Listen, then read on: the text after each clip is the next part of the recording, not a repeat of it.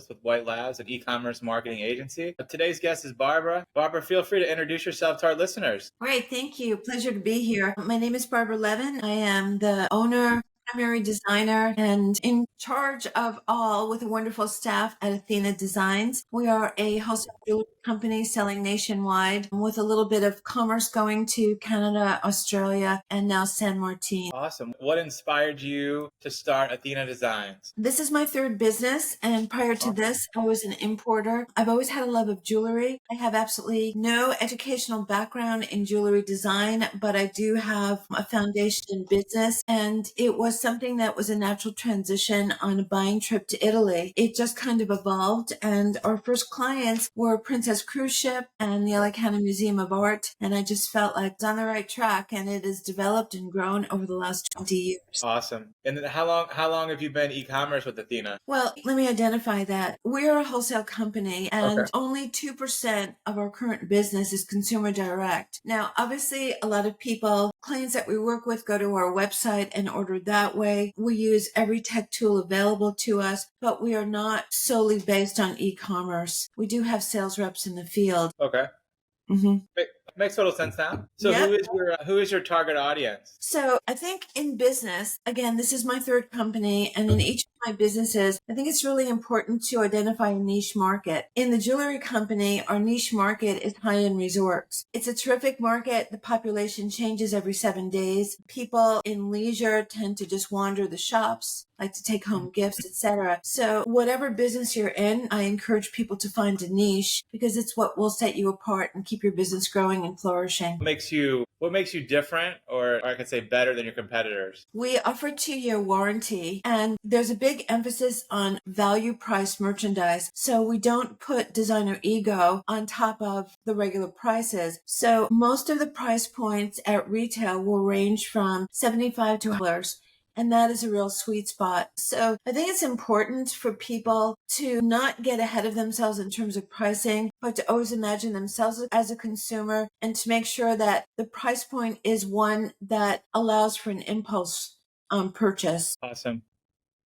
Most of our viewers and listeners are entrepreneurs, and they come into a lot of challenges with their websites and marketing. What are some challenges that you face in the past few years that you've been able to overcome? Well, one of the challenges that we're still working on overcoming is, as mentioned, only 2% of our sales are consumer direct. Mm-hmm. And that has been a huge challenge. We have over 9,000 followers on Instagram, and we're doing everything we can to raise bar on consumer direct. And we've hired a digital agency that we're not going to be going forward with. Finding the way to really communicate to consumer direct is the biggest challenge that we're facing. Gotcha. What are your best-selling products? Well, there's 2 ranges of best-selling. There's best-selling in terms of volume sales and then best-selling in terms of dollar volume. The best-selling is just something really simple that I came up with. It's a stone on a pull chain bracelet, so a woman doesn't have to bother with clasp. It's got a retail price point of $30, and it's just like our popcorn item. And then after that, necklaces that would be in the range of $50 to $75 are really strong. Again, I think that it's important, no matter what market you're dealing with, to have a value priced items and to have that range of price points so that people can always have that add-on gift. What activities have you done to promote the brand that have been successful? I think that one of the things that's really helped, even just in terms of e-commerce, is when I do our catalog, we make it embedded into a program called FlipSnack. So I can have a 45-page catalog with one line embedded as a hyperlink. And I think that's helped a lot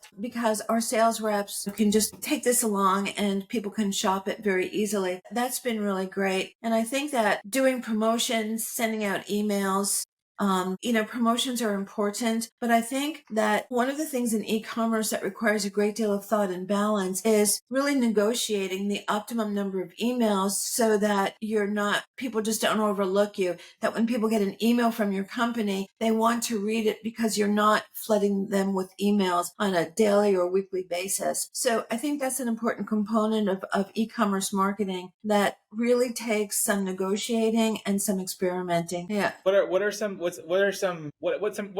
advice you could give young entrepreneurs looking to get into the fine fashion jewelry industry? Well, for entrepreneurs in general, I wrote kind of my list of caution. Number one of the biggest mental obstacles and emotional obstacles I had to overcome in business is that you're going to have a downtime. You're going to have a slow time. And I used to panic. And through a lot of mental training and jujitsu, I started training myself to take that downtime and reevaluate the line, up the line, research the line, find what are better ways of doing things than we have. And I think that's really important because if you start panicking during the slow periods, it starts spreading to your employees and starts creating doubt. And then you start getting desperate with customers. And that's the last thing you want to do. So effectively use your slow periods and down periods to research and up your game. And the other thing that I think is really important is to be extremely flexible. We live in an unprecedented time where the means of marketing are changing so dramatically.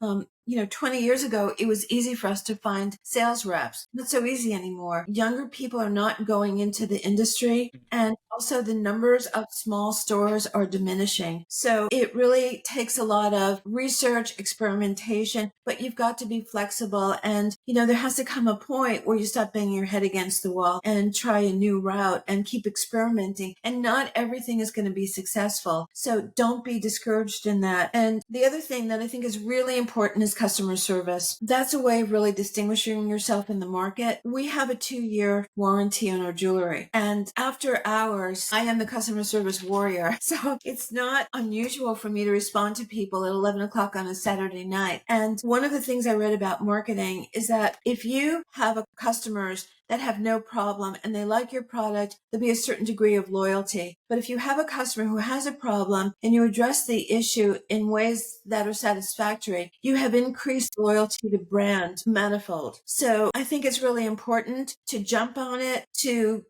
go as far as you possibly can go without hurting your bottom line, to really show up for customer service. It's integral. And the other thing for people starting out is know your weaknesses and know your strengths and be willing to compensate for the things that you either don't like to do, take away from the things that you're good at and really build a business, and find those people that can help you. There are companies out there, like in the LA area, there's a company called Buying Time, and she's amassed a bunch of professionals that you can just hire on an hourly basis. So you go through one agency and you've got people who can do graphics, social media, accounting, things like that. So I think it's important for people to really make those identifications. What are your strengths? What are your weaknesses? How can you boost and give yourself more time to work on the things that build a business? And how do you delegate to the things and find people who can do the things that you don't like to do and are not good at? You don't have to be great at everything to be a business owner. Amazing advice. Years of experience. That's great. That's great. So what is my favorite question? What is your future plan with yourself and the brand? Well, I am a traveler, and my two great passions are traveling and my business. I just got back from Patagonia, went all the way down to the very southern tip of South America in Chile. Awesome. And I think for me, what's important is to be able to combine the things that I love the most. So again, in terms of giving advice to entrepreneurs,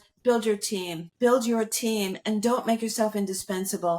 Don't ask people to do things that they're not capable of, because that will create shame and resentment. But also help people stretch their limits so that you have a balanced life and you can also do the things that you love to do. Because what I found is the more I allow myself to pursue other passions in life and to be a diversified and balanced individual, the more I bring back to my company and the more it grows. So my goal is to continue traveling. I've got already international adventures for next year and the year after that. And it's to keep building my team and also, as mentioned, to grow that consumer direct business and to find those players that can really effectively help us, whether it's in social media or however they do it, to reach out to more consumer direct.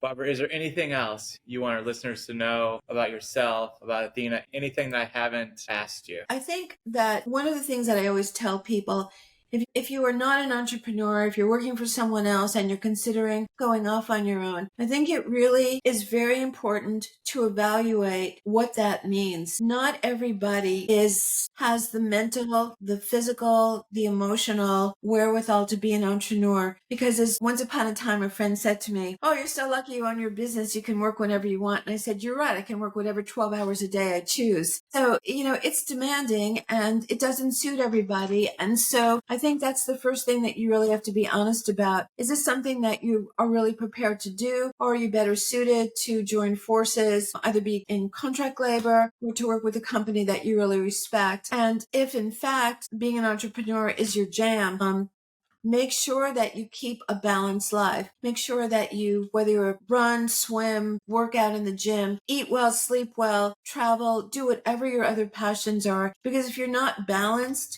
it's going to really manifest in your business and take you down. So That's great. That's great advice. Very, very good advice. Well, Barbara, thank you so much for coming on the podcast. I appreciate your time today. Oh, it's been a pleasure. Been a pleasure. Thank you. Thank you, Stephen.